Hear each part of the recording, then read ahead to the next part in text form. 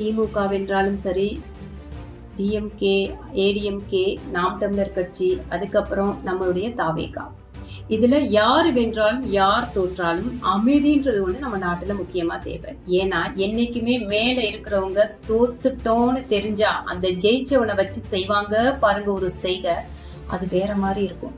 அது நாடு தாங்காது, மக்களாலையும் தாங்கிக்க முடியாது. அதனால் 4ஆம் தேதி ரிசல்ட் என்னவாக இருந்தாலும் ஏற்றுக்கொண்டு போக வேண்டியது நமது ஜனநாயக கடமையும் கூட. எந்த அளவுக்கு நீங்க வாக்கு செலுத்துவதற்கு உரிமை இருக்கிறதோ அந்த அளவுக்கு உங்கள் பிள்ளைகளையும் நாட்டையும் பாதுகாத்துக் கொள்வதற்கும் உங்களுக்கு உரிமை இருக்கிறது.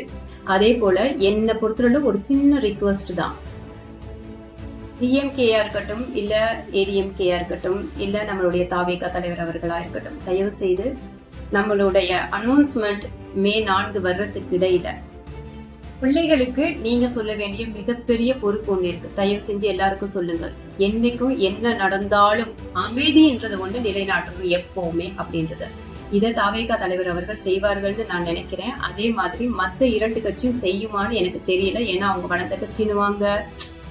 அதனால இருந்தாலும் நம் பிள்ளைகளையும் நம் மக்களையும் பாதுகாத்துக் கொள்வது நமது கடமை. யார் எங்க அழிஞ்சாலும் மக்களுக்கு தான் கஷ்டம்.